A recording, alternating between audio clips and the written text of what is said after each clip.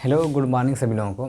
आज की वीडियो में हम लोग बात करेंगे बीपी के बारे में। किसके बारे में बात करेंगे? बीपी के बारे में, कि बीपी क्या होता है, कब बीपी हाई होता है, कब लो होता है। तो और बीपी का मतलब क्या होता है, बीपी कहाँ से क्रिएट होता है। तो आज हम पूरी बात की चर्चा करेंगे बीपी के बारे में। तो देखिए, बीपी का फुल फॉर्म होता है ब्लड प्रेशर, और ब्लड प्रेशर को हिंदी में रुधिर दाब भी कहते हैं और रक्तचाप भी कहते हैं। रुधिर दाब और रक्तचाप, ये दोनों एक ही वर्ड हैं, या कह सकते हैं कि दोनों का अर्थ एक ही होगा।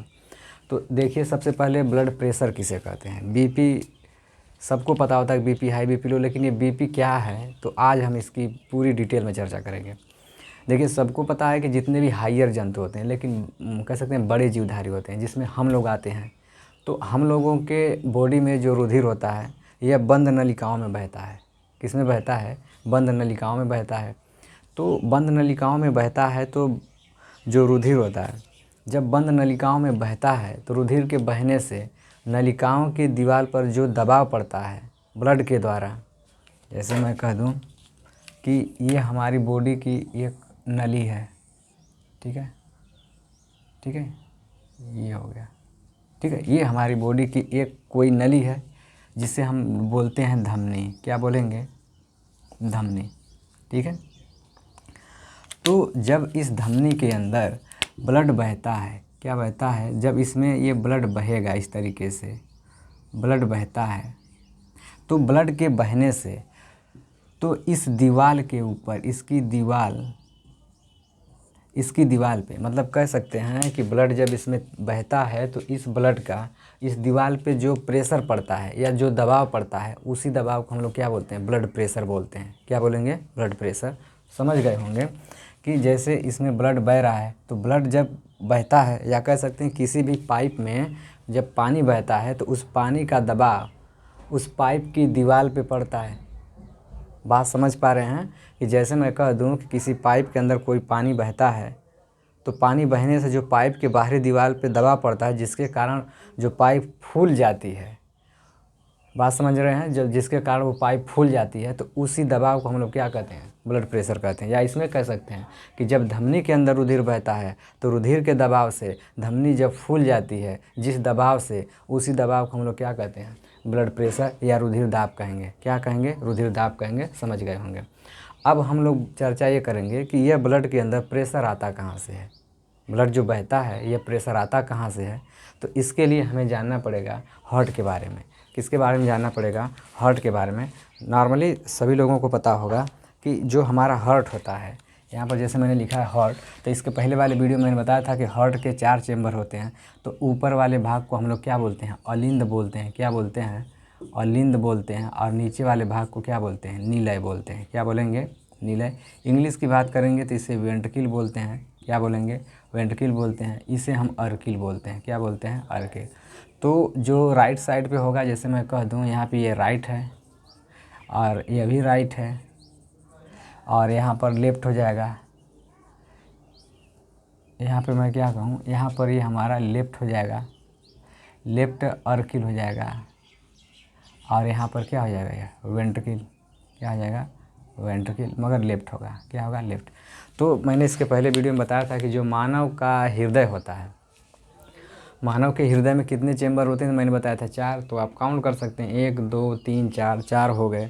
तो इस 4 में से जो हमारा निलय होता है, इधर देखिए मैंने लिखा है निलय। तो जब इस निलय के अंदर रुधिर हार्ट में भरा रहता है, तो हमारा निलय जो होता है कि क्या करता है, एक बार सिकुड़ता है, एक बार फैलता है। तो जो हमारा हार्ट होता है, कह सकते हैं कि जो हार्ट है, एक बार ऐसे सिकुड़ता है, एक बार फैलता है, ठीक है। तो जब हमारा हार्ट ऐसे सिकुड़ता है, तो ये हार्ट यहाँ सिकुड़ेगा, तो इसके अंदर जो ब्लड भरा है, इस ब्लड के ऊपर क्या पड़ेगा? दबाव पड़े। क्या पड़ेगा? दबाव पड़ेगा। तो जो हमारा हृदय होता है बॉडी के अंदर, इतना पता होगा कि वह क्या करता है? ब्लड को पंप करता है। क्या करता है? ब्लड को पंप करता है। तो ब्लड को पंप करता है, तो उसी दौरान हृदय, जो कह सकते हैं ब्लड में एक प्रेशर लगता है। तो प्रेशर कैसे लगता है? जैसे मैं कह दूं, जो हमारा हार्ट है, एक बार सिकुड़ता है, तो जब सिकुड़ता है तो इसके अंदर का जो रुधिर होता है, यह हमारे कह सकते हैं कि अंगों में चला जाता है। जब ये सिकुड़ता है तो रुधिर बाहर जाता है, ये कह सकते हैं। जब हमारा हार्ट सिकुड़ता है तो ये रुधिर बाहर जाता है, तो सिकुड़ने के दौरान इस ब्लड के ऊपर एक दबाव पड़ता है। क्या पड़ता है? एक दबाव पड़ता है, जिसके कारण ब्लड बाहर हो जाता है। तो जब ब्लड बाहर होता है तो ये देखिए ब्लड के बहने से इसके दीवार पे जो प्रेशर पड़ता है, जिसके कारण ये हमारी एरोटा फूल जाती है। तो इसी प्रेशर को हम लोग क्या कहते हैं? ब्लड प्रेशर कहेंगे। क्या कहेंगे? ब्लड प्रेशर कहेंगे। तो नॉर्मली हम लोगों को पता होगा कि जो बीपी होता है, मनुष्य का जो बीपी होता है, तो वो जो बीपी हम लोग पढ़ते हैं कि भाई बीपी कितना होना चाहिए, तो बीपी हम लोग पढ़ते हैं कि भाई 120 होता है और 80 होता है। तो बीपी इसका मतलब ये होगा कि किसी भी मनुष्य की जो बीपी होती है वो अधिक से अधिक 120 होना चाहिए और कम से कम 80 होना चाहिए। यह एक नॉर्मल को दर्शाता है। किसको बताता है? कि व्यक्ति की जो बीपी है वह क्या है?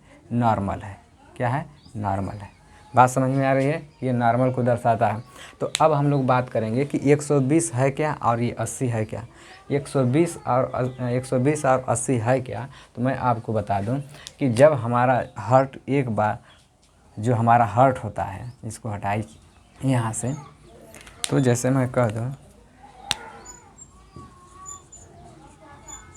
जो हार्ट है,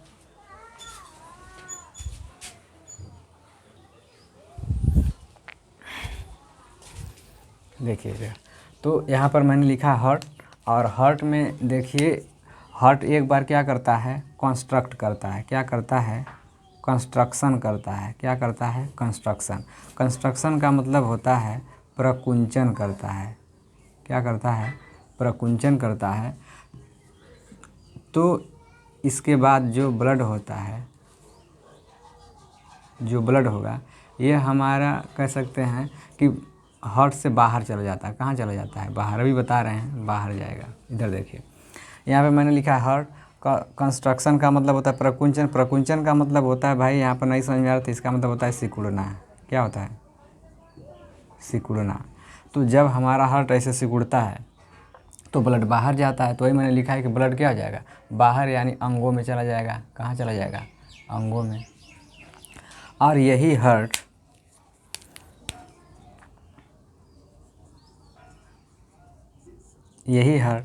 जब रिलैक्सेशन करेगा, क्या करेगा? रिलैक्सेशन।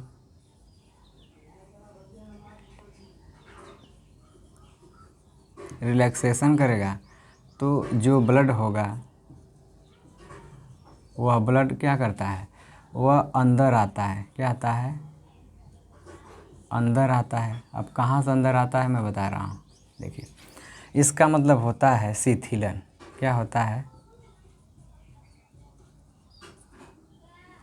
क्या होगा? शिथिलन। क्या होता है? शिथिलन होता है। तो यहाँ पर आप देख सकते हैं, इसका मतलब होता है भाई शिथिलन। क्या होगा? शिथिलन। तो देखिए, तो जब हमारा हार्ट यहाँ पर ऐसे कंस्ट्रक्ट करेगा, मतलब सिकुड़ेगा, तो उसे हम लोग इंग्लिश में बोलते हैं कंस्ट्रक्शन। क्या बोलते हैं? कंस्ट्रक्शन का मतलब प्रकुंचन, प्रकुंचन का मतलब सिकुड़ना। तब हमारे हृदय से रुधिर बाहर जाएगा, तो बाहर यानी अंगों में चला जाएगा। ठीक है। और यही हृदय जब ऐसे फैलता है तो जो ब्लड को हम लोग अंग में भेजे हैं वह पूरा ब्लड फिर से हृदय में आ जाता है। तो जब ये फैलता है तो पूरे बॉडी से ब्लड घूम करके फिर हमारे हार्ट में आ जाता है। तो कह सकते हैं कि जो ब्लड भेजा जाता है तो वह कितने प्रेशर से भेजा जाता है, इसीलिए हमेशा बीपी लिखा जाता है कि 120/80। इसका मतलब ये होगा कि जो ब्लड जब सिकुड़ता है तो उस दौरान ब्लड के ऊपर प्रेशर कितना होता है, तो हम लोग बताएंगे 120 होता है। कितना होता है? 120 होता है। और जब हमारा हार्ट रिलैक्सेशन करता है यानी सिकुड़ता है तो उस दौरान ब्लड जो होता है अंगों से फिर हृदय में आता है। तो अंगों से आने के लिए ब्लड में कितना दाब होता है, तो आप बताएंगे 80 होता है। कितना होता है? 80 होता है। तो ये कह सकते हैं कि हार्ट से, हृदय से ब्लड को बाहर जाने के लिए, हृदय से ब्लड को बाहर जाने के लिए कितना दाब चाहिए, तो बताएंगे 120 चाहिए। कितना चाहिए? 120 चाहिए। और जब हमारा हार्ट शिथिलन का मतलब होता है जब फैलता है तो फैलने के दौरान अंगों में जो ब्लड भेजा गया है वो फिर किस में आएगा? हृदय में आएगा। तो अंदर जब आता है तो ब्लड के अंदर कितना प्रेशर होगा, तो आप बताएंगे 80 होगा। इसीलिए हम लोग हमेशा बीपी लिखते हैं कि 120/80। इसका मतलब ये होगा कि 120 कह रहा है कि ब्लड के जाने का दबाव है और 80 है जो जो रुधिर का आने का दबाव है। यानी कह सकते हैं कि हृदय के अंदर जब अंगों से रुधिर आएगा तो उस समय रुधिर के अंदर जो प्रेशर होता है, जो दाब होता है, वह 80 होता है। और जब जाता है हृदय से बाहर निकलता है तो भाई पूरे बॉडी में भेजना है तो इसका मतलब प्रेशर ज़्यादा चाहिए, क्योंकि हार्ट हमारा कहाँ होता है, इस सेंटर में होता है। अगर सर में ब्लड को भेजना है तो हृदय को ज़्यादा दाब लगाना पड़ेगा। अगर पैर में ब्लड को भेजना है, अगर 80 लगाएगा तो हो सकता है कि बॉडी के प्रत्येक अंग में ब्लड ना पहुँचे। तो इसलिए हार्ट को जो ब्लड होता है अंगों में भेजने के लिए ज़्यादा प्रेस लगाना पड़ता है, ज़्यादा दाब लगाना पड़ता है। तो वही लिखा जाता है कि भेजने का जो दाब होता है पूरी बॉडी को कवर करने के लिए कम से कम रुधिर के पास 120 प्रेशर चाहिए। और सभी अंगों से, सर से ब्लड को हृदय में आने के लिए या पैर से फिर सारे ब्लड को हृदय में आने के लिए 80 होना चाहिए। कितना होना चाहिए? 80 होना चाहिए। आई होप समझ गए होंगे। तो ये था हमारा। अब देखिए इसमें कुछ टर्म यूज होते हैं, मैं उस टर्म को बता रहा हूँ। देखिए लिखा रहता है कि जब हमारा हार्ट कंस्ट्रक्शन करेगा तो कंस्ट्रक्शन कह सकते हैं कि इंग्लिश नॉर्मल वर्ड है, इसको विज्ञान एक्सेप्ट नहीं करता है। तो इसके लिए हम लोग एक वर्ड लिखते हैं कि हमारा हार्ट क्या करेगा, तो हमारा हार्ट क्या करेगा? सिस्टोल करेगा। क्या करेगा? सिस्टोल। क्या करेगा? सिस्टोल। तो मतलब ये कह सकते हैं सीधे सीधे कि जब हमारा हार्ट सिकुड़ता है तो उसे हम लोग सिस्टोल बोलते हैं। क्या बोलेंगे? सिस्टोल बोलेंगे। और जब हमारा हार्ट क्या करता है, जब हमारा हार्ट, यहाँ पर लिख दे रहे हैं, जब हमारा हार्ट क्या करता है? फैलता है, तो उसको हम लोग बोलते हैं डायस्टोल। क्या बोलेंगे? उसको हम लोग बोलेंगे डायस्टोल। अभी बता रहे हैं इसका मतलब क्या होगा, डायस्टोल। बात समझ में आ रही है? डायस्टोल बोलते हैं, ठीक है। तो ये हमारा हो गया। यानी जब हमारा हृदय, अब देखिए नॉर्मली, अब मुद्दे पे, जब हमारा हार्ट सिस्टोल करेगा तो सिस्टोलिक प्रेशर कितना होता है? 120 होता है। देखेंगे जब बीपी मापक यंत्र को, बीपी मापने का जो यंत्र होता है वह स्फिग्नोमैनोमीटर होता है, जिसके द्वारा डॉक्टर बीपी को मापता है। तो वह यही पता करता है कि आपके अंदर ब्लड को भेजने के लिए कितना दबाव है। अगर 120 से कम हुआ तो बोल देगा कि आपका बीपी लो है। अगर आपका जो ब्लड प्रेशर है, जो ब्लड भेजने के लिए जो दबाव हृदय से लग रहा है, अगर वो 120 से 130 है तो बोल देगा आपका बीपी हाई है। अगर आपका जो ब्लड होता है आने का जो दर है उसको भी देखता है, तो आने की दर में अगर देखेगा आपका 60 है तो बोल देगा बीपी लो है। बात समझ में आ रही है? तो यहाँ पर जाने के लिए, यहाँ पे सीधी सी बात है, जब जाएगा 120 से तो सीधी बात है रिटर्न भी होगा, तो ये भी क्या हो जाएगा? 80 से 85 हो जाएगा। यानी ये बढ़ेगा तो भी बढ़ेगा, ये घटेगा तो भी घटेगा। तो ये नॉर्मल बीपी होता है 120/80, यानी 120 जाने का और 80 आने का। तो यहाँ पर आप डायरेक्टली लिख सकते हैं कि यहाँ पर लिख सकते हैं कि इसको हम लोग बोलते हैं, इसको बोलते हैं सिस्टोल, तो इसको हम लोग बोलते हैं डायस्टोल। क्या बोलेंगे? डायस्टोल। चलो कि मैंने लिखा यहाँ पे, इसको क्या बोलते हैं? डायस्टोल बोलते हैं, ठीक है। तो अब मैं इसको हटा रहा हूँ और इसके बाद एक साफ, मतलब एक तरीके से मैं बता रहा हूँ कि समझने के लिए सब था। अब देखिए बीपी के लिए कैसे, मतलब उस पर टर्म लिखा रहता है, कैसे आप बीपी को समझ सकते हैं या किसी का बीपी माप सकते हैं। देखिए अब देखिए यहाँ पर हो जाएगा कि जो बीपी होता है, इस ब्लड प्रेशर को ऐसे लिख सकते हैं कि जो बीपी होता है, यह बीपी कितना होता है? 120। कितना होता है? 120। तो 120/80 जब लिखेंगे तो यहाँ पर हमारा हो जाएगा कि 120 है क्या, तो 120 बताएंगे ये सिस्टोलिक प्रेशर है। क्या बताएंगे? ये सिस्टोलिक प्रेशर को बताता है। किसको बताता है? और इसके बाद बटा कर देंगे, यहाँ पे लिख देंगे डायस्टोल। क्या लिख देंगे? डायस्टोलिक।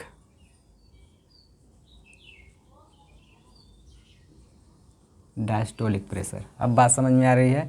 तो बीपी हमेशा 120/80 क्यों होता है? तो 120 हमेशा बताता है सिस्टोलिक प्रेशर को। और सिस्टोलिक प्रेशर का मतलब मैंने ये बताया कि सिस्टोलिक में हमेशा जो हमारा नीले वाला भाग होता है ये सिकुड़ता है, तो ब्लड के ऊपर एक दबाव पड़ता है, उसी दबाव को हम लोग बोलते हैं सिस्टोलिक प्रेशर। और सिस्टोलिक प्रेशर कितना होना चाहिए? तो 120 होना चाहिए। डायस्टोलिक प्रेशर का मतलब होता है कि भाई जब हमारा हृदय फैलता है तो पूरी बॉडी से जो ब्लड होता है वो हमारे हार्ट में आता है, तो आने के लिए जो ब्लड प्रेशर होना चाहिए ब्लड में, तो उसको हम लोग बोलते हैं कि 80 होना चाहिए, तो उसको हम शॉर्ट लैंग्वेज में विज्ञान की भाषा में क्या बोलते हैं, डायस्टोल। जब आप बीपी मापक यंत्र देखेंगे तो उसमें लिखा रहता है कि सिस्टोलिक प्रेशर, डायस्टोलिक प्रेशर। तो जो आपका बीपी मापा जाएगा, मापने के बाद जो भी रेशियो मिलेगा तो वो लिख देगा कि सिस्टोलिक प्रेशर इनका 100 है, और नीचे लिख देगा कि जो इनका डायस्टोलिक प्रेशर क्या है, यहाँ पर भाई ये 100 होगा तो यहाँ पे आपका 70 होगा। इस तरीके से लिख देगा। बात समझ में आ रही है? तो इस तरह से हम बीपी को मतलब समझते हैं, नापते हैं। अब हम बात करेंगे कि बीपी मापने के लिए भाई एक यंत्र का उपयोग किया जाता है। किसका किया जाता है? एक यंत्र का उपयोग किया जाता है, और उस यंत्र का नाम है स्फिग्नोमैनोमीटर। तो जो डॉक्टर होते हैं जिस यंत्र के द्वारा बीपी को मापते हैं उसको हम लोग बोलते हैं स्फिग्नोमैनोमीटर बोलते हैं। क्या बोलेंगे? स्फिग्नोमैनोमीटर बोलते हैं। ठीक है, स्फिग्नोमैनोमीटर बोलते हैं। अब इसके बाद हम लोग बात करेंगे कि भाई बीपी मापने के लिए हमेशा जो लेफ़्ट हैंड में ही बेल्ट को क्यों बांधा जाता है, या लेफ़्ट हैंड से ही बीपी क्यों मापी जाती है। इसका मतलब ये है कि हमारा जो हार्ट होता है, ये जो हार्ट मैंने यहाँ पे डायग्राम बनाया है, यह हार्ट 1/3 कितना 1/3 भाग जो होता है, जो हार्ट का 1/3 भाग होता है, ये हमारा लेफ़्ट साइड में होता है। किस में होता है? हार्ट का 1/3 भाग लेफ़्ट साइड में होता है। इसलिए यहाँ से दबाव ज़्यादा, मतलब इस साइड पे दबाव ज़्यादा होता है, तो इस साइड से आप ब्लड को मापेंगे तो मतलब कह सकते हैं कि बीपी कह सकते हैं कि अच्छी तरह से पता चल सकता है और ज़्यादा क्लियर पता चल सकता है। ठीक है। और एक बात और कि जो मेन एरोटा होती है, मेन ये जो लिखा गया है, इसका बनाया गया है, इसका नाम है एरोटा। इसका नाम क्या हो जाएगा? इसका जो नाम होगा, यहाँ पे मैं कह दूँ इस नली का, तो इसका नाम होगा एरोटा।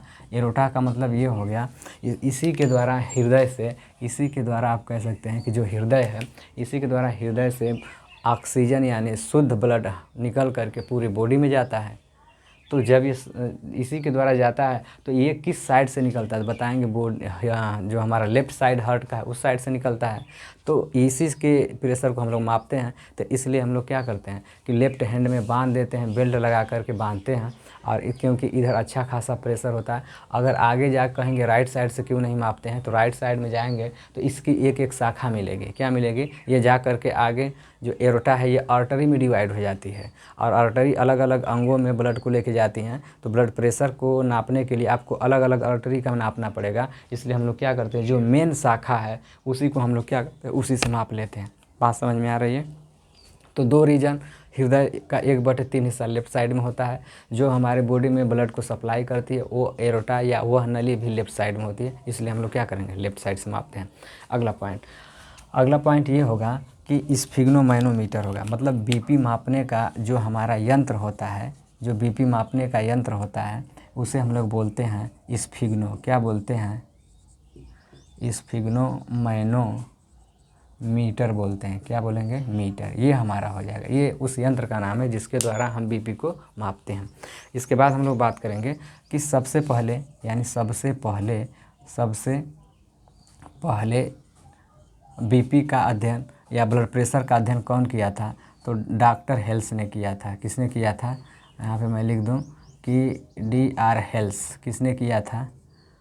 हेल्स ने। ठीक है। किस पे किया था? घोड़े पर किया था। किस पे किया था? घोड़े पर किया था। तो ये आप याद रखिएगा कि जो डॉक्टर हेल्स हैं यह सबसे पहले ब्लड प्रेशर का अध्ययन किए थे और जानवर पर किए थे। तो क्वेश्चन दे सकता है कि किस जानवर पर किए थे, तो घोड़े पर किए थे।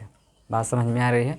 अब हम लोग आगे ये देखेंगे कि जो हमारा हार्ट होता है, इसी में एक क्वेश्चन लगा रहता है हार्ट बीट, हृदय की धड़कन क्या होता है। तो हृदय धड़कन भी देख लेते हैं। देखिए, ये जो हमारा हार्ट होता है एक बार सिकुड़ता है, एक बार फैलता है, तो इसको हम लोग एक धड़कन बोलते हैं। क्या बोलेंगे? एक धड़कन। तो धड़कन, एक धड़कन के लिए हम आगे देखिए यहाँ पे लिखेंगे कि जो हमारा हार्ट बीट होता है, हृदय धड़कन को क्या बोलते हैं? हार्ट बीट बोलते हैं। क्या बोलेंगे? हार्ट बीट बोलेंगे। और यह हार्ट बीट को हम लोग हृदय धड़कन बोलते हैं। तो जब हमारा हृदय एक बार, मैंने बताया था इसके पहले, एक बार सिकुड़ेगा एक बार फैलेगा, तो उसी को हम लोग बोलते हैं एक धड़कन। तो हार्ट बीट को बोलते हैं हृदय धड़कन। क्या बोलते हैं? हृदय धड़कन बोलते हैं। ठीक है, धड़कन बोलते हैं। तो हृदय धड़कन कंप्लीट होने में एक हृदय को एक बार सिकुड़ना पड़ता है, एक बार फैलना पड़ता है। तो सिकुड़ने के लिए मैंने अभी बताया है कि सिस्टोल बोलते हैं। क्या बोलेंगे? सिस्टोल बोलेंगे। क्या बोलेंगे? सिस्टोल। और प्लस क्या कर देंगे? डायस्टोल। तो डायस्टोल हो गया। तो इधर देखिए सिस्टोल और डायस्टोल, तो सिस्टोल किसको बताएगा? यह सिकुड़ने को बताएगा। किसको बताएगा? सिकुड़ने को। और ये किसको बताएगा? ये फैलने को बताएगा। तो कह सकते हैं कि जब हमारा हृदय एक बार सिकुड़ता है, एक बार फैलता है, तो हम कहते हैं कि एक धड़कन पूरा हो गया। यानी एक धड़कन बराबर क्या होता है? 1 हार्ट बीट बराबर होता है 1 सिस्टोल प्लस 1 डायस्टोल। एक बार सिस्टोलिक प्रेशर होगा, एक बार डायस्टोलिक प्रेशर होगा, तो इसे हम लोग बोलते हैं, वो एक हार्ट बीट बोलते हैं। तो आगे देखिए, अब 1 मिनट में हमारा जो हार्ट होता है कितनी बार धड़कता है, तो बताएंगे 1 मिनट में हमारा जो हार्ट होता है वह कितनी बार धड़कता है। तो 1 मिनट बराबर हो जाएगा, यहाँ पर लिख दे रहा हूँ मैं कि जो 1 मिनट होता है, 1 मिनट बराबर कितना होता है? 72। कितनी बार धड़कता है? 72। मैन का मैं बता रहा हूँ। तो मैन का हृदय 1 मिनट में कितनी बार धड़कता है? 72 बार। तो 72 बार जब ये धड़कता है तो इसका मतलब क्या होगा कि यह जो सिस्टोल है, यह डायस्टोल है, ये 72 बार सिकुड़ते होंगे, फैलते होंगे। अब पूछा ये जाता है कि सिस्टोलिक प्रेशर 1 मिनट में 72 बार धड़क रहा है, तो सिस्टोल कितने टाइम में करेगा? तो इसको निकालने के लिए आपको क्या करना पड़ेगा? 1 मिनट में 72 बार धड़कता है, तो 1 मिनट बराबर कितना होता है? 60 सेकेंड होता है। कितना होता है? 60 सेकेंड। तो अब बातें आएगी कि एक धड़कन कितने में होगा, तो यहाँ पर हो जाएगा 60 अपॉन 72 बराबर हमारा आएगा 0.8 सेकेंड। कितना आएगा? 0.8 सेकेंड आएगा। मतलब ये होगा कि मनुष्य का हृदय 1 मिनट में 72 बार धड़कता है, तो एक बार कितने टाइम में धड़केगा? एक बार। तो एक बार के लिए हो जाएगा 1 मिनट बराबर कितना होता है? 60 सेकेंड होता है। तो 60 सेकेंड में हम 72 से भाग लगा देंगे तो हमारा 0.8 सेकेंड आएगा। आप निकाल के चेक कर लीजिएगा, ठीक है। तो अब हमारा हो गया कि एक धड़कन जब पूरा होता है एक सिस्टोल में, एक डायस्टोल में, तो एक हार्ट बीट बराबर, यहाँ पे मैं लिख दूँ 1 हार्ट बीट। यहाँ पे क्या हो गया? 1 हार्ट बीट बराबर एक सिस्टोल एक डायस्टोल। तो एक हार्ट बीट का टाइम कितना आया है? 0.8 सेकेंड। तो यहाँ मैं क्या कर दूँ? 0.8 सेकेंड हो गया। क्या हो गया? 0.8 सेकेंड हो गया, ठीक है। बात समझिए, इधर आ जाइए। 1 मिनट बराबर हो जाएगा यहाँ पे 72, और यहाँ पर हो जाएगा 60/72 बराबर 0.8 सेकेंड। ये निकल के आया था। तो अब देखिए, एक बार धड़केगा 0.8 सेकेंड में, तो क्वेश्चन ये आता है कि सिस्टोलिक प्रेशर और डायस्टोलिक प्रेशर के लिए कितना टाइम लगता है, यानी हृदय को सिकुड़ने में कितना टाइम लगता है, हृदय को फैलने में कितना लगता है। तो ये भी अलग अलग क्वेश्चन एसएससी वगैरह में पूछता है या कॉम्पिटिटिव एग्जाम में पूछता है कि सिस्टोलिक प्रेशर क्या होता है। तो याद रखिएगा, जो सिस्टोलिक प्रेशर होता है, यह सिस्टोलिक प्रेशर 0.3 सेकेंड होता है। कितना होता है? 3 सेकेंड होता है, ठीक है। यह हो जाएगा, ठीक है। और ये जो डायस्टोलिक प्रेशर होता है ये 1 मिनट, ये होता है 0.5 सेकेंड, ठीक है। ये हो जाएगा। तो अब देखिए 3 सेकेंड का टाइम लगता है हार्ट को सिस्टोल करने में, और 0.5 सेकेंड का टाइम लगता है हार्ट को डायस्टोल करने में। तो 2 चीज़ें आज आपको क्लियर हो गया होगा, एक ब्लड प्रेशर और दूसरा हार्ट बीट। हार्ट बीट किसे कहते हैं ये भी क्लियर हो गया होगा।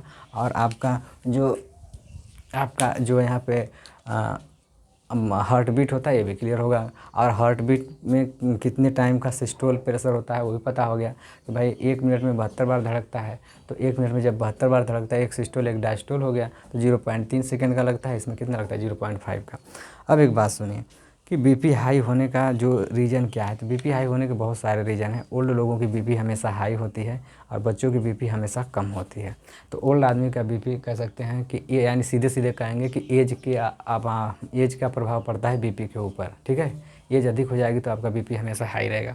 दूसरी एक कंडीशन ये होती है, सवाल ये आता है कि महिलाओं में हार्ट अटैक के चांस बड़े कम होते हैं या हार्ट अटैक कम आता है। तो इस बात का जवाब देखिए क्या होगा कि जो मैन हो, जैसे मैं कह दूँ ओमैन है, महिलाएं हैं, तो महिलाओं को हार्ट अटैक कम आने का रीज़न ये है कि महिलाओं के अंदर एक कह सकते हैं कि एक वर्ड होता है मीनोपॉज। क्या होता है? मीनोपॉज। तो मीनोपॉज का मतलब ये होता है कि, रुक जाइए थोड़ा सा, इसको मैं हटा रहा हूँ, ये भी बता रहा हूँ।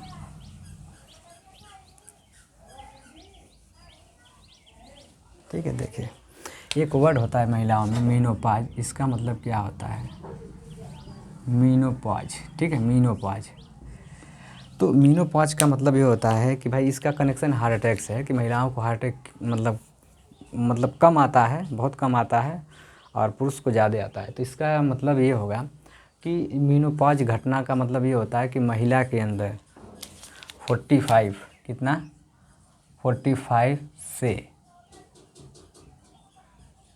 50 कर देंगे या 40 से 45 कर देंगे, इतना बहुत ज़्यादा हो जाएगा, हाँ कर दीजिए, कहीं कहीं दिया रहता है इतना, देखिए 50 वर्ष, ठीक है। इतने टाइम पे 40 वर्ष से 50 वर्ष के बीच में हार्ट अटैक महिलाओं को आता है।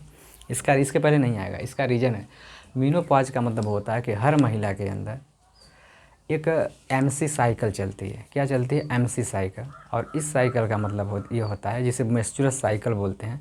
और मेंस्ट्रुअस साइकिल चलने से हर मंथ महिलाओं के अंदर एक अंडे का निर्माण होता है या एक अंडाणु का निर्माण होता है। तो इस प्रक्रिया के द्वारा मतलब इस प्रक्रिया से महिलाओं का जो ब्लड प्रेशर होता है वो हमेशा लो होता है।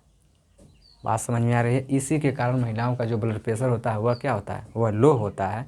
तो जब तक यह मेनोपॉज जब तक मेंस्ट्रुअल साइकिल चलता है तो ये लो होता है। तो मेनोपॉज का मतलब ये हो जाएगा कि 40, 45 से 50 वर्ष के बाद यह एमसी साइकिल चलना बंद हो जाता है। क्या होता है? बंद हो जाता है। तो इसी घटना को हम लोग बोलते हैं मेनोपॉज। मतलब after 45 to 50 years menstrual cycle is block. तो मेंस्ट्रुअल साइकिल क्या हो जाता है? रुक जाता है। या कोई भी महिला इतने वर्ष के बाद बच्चे को जन्म नहीं दे सकती, इसी घटना को हम लोग क्या बोलते हैं? मेनोपॉज बोलते हैं। तो महिलाओं के अंदर जब तक मेंस्ट्रुअल साइकिल चलेगा तब तक उन्हें हार्ट अटैक आने वाला नहीं है, कह सकते हैं कि। इसलिए 40 से 45 वर्ष के बाद जब महिलाएं क्या करती हैं कि अंडे का निर्माण करना बंद कर देती हैं, या कह सकते हैं मेंस्ट्रुअल साइकिल मतलब चलना बंद हो जाता है, उसी को हम लोग क्या बोलते हैं? मेनोपॉज बोलते हैं। तो इसीलिए महिलाओं को 40 से 50 40 वर्ष से पहले हार्ट अटैक नहीं आता है, क्योंकि इस साइकिल की वजह से उनका बीपी हमेशा लो होता है। और मेनोपॉज का मतलब ये हो गया कि किसी भी महिला का 45 से 50 वर्ष के बाद मेंस्ट्रुअल साइकिल जो बंद हो जाता है या बच्चे को जन्म देने में असक्षम हो जाती हैं, इसको हम लोग बोलते हैं मेनोपॉज। क्या बोलेंगे? मेनोपॉज बोलेंगे। तो ये था हमारा जवाब कि महिलाओं को हार्ट अटैक कम आता है, पुरुष को ज़्यादा आता है। और इसमें मैंने बता दिया कि ब्लड बीपी मापने का यंत्र स्फिग्नोमैनोमीटर लेफ्ट साइड से क्यों मापते हैं। और मैंने बता दिया सिस्टोलिक प्रेशर डायस्टोलिक प्रेशर क्या होता है। बीपी 120 और 80 होता है, तो भाई सिस्टोल मैंने बता दिया। तो मुझे लगता है इसमें सारे पॉइंट्स क्लियर हो गएंगे। अगर आपको हार्ट के बारे में पूरी जानकारी लेनी है तो मैंने इसके पहले वाले वीडियो में हार्ट के बारे में पूरा अच्छे तरीके से बताया है, तो आप वहाँ जाके इसको पढ़ लीजिएगा। बाकी इसमें क्या लिखा गया है, इसमें बस यही दिखाया गया है कि देखिए हृदय के अंदर ब्लड दो टाइप का होता है। तो जो रेड वाला है यह शुद्ध को बता रहा है। किसका बता रहा है? यह शुद्ध ब्लड को बता रहा है। शुद्ध ब्लड वो होता है जिसमें ऑक्सीजन होता है। और ये डार्क वाला जो मैंने यहाँ पे डॉट्स लगाया है, इसका मतलब ये होगा यह अशुद्ध ब्लड को बताता है। मतलब अशुद्ध ब्लड का मतलब ये होता है कि जिसमें हमारा CO2 होता है। तो इधर देखिए CO2 लिखा गया है। CO2 यहाँ से इस नली से बाहर कहाँ जा रहा है? फेफड़े में जा रहा है। तो भाई फेफड़े में ऑक्सीजन आता है, तो यहाँ से फिर शुद्ध करके फिर हमारा इसमें हार्ट में लाया जाता है। तो ये सारा मैकेनिज्म आप उस वाले वीडियो में देख लीजिएगा, ठीक है। आई होप समझ गए होंगे बीपी के बारे में। इसके बाद हम बात करेंगे हो सकता है ECG के बारे में या तो हार्ट साउंड के बारे में। 2 वीडियो हमारा हार्ट का और बचा है, तो आप इसको देखिए। और इसमें जो भी मिस्टेक वगैरह होता है या जो चीज़ समझ में नहीं आती या कौन सा वीडियो आपको चाहिए आप कमेंट में बताइए। और चैनल को लाइक करिए, सब्सक्राइब करिए, ठीक है। और ऐसे ही लगे रहिए। अगर बायो में आपका क्षेत्र है कि बायो पढ़ना है या मेडिकल लाइन में जाना है, तो मुझे लगता है कि मैं सारी चीज़ों को क्लियर करा सकता हूँ, ठीक है। तो आज के लिए इतना ही। Thank you so much.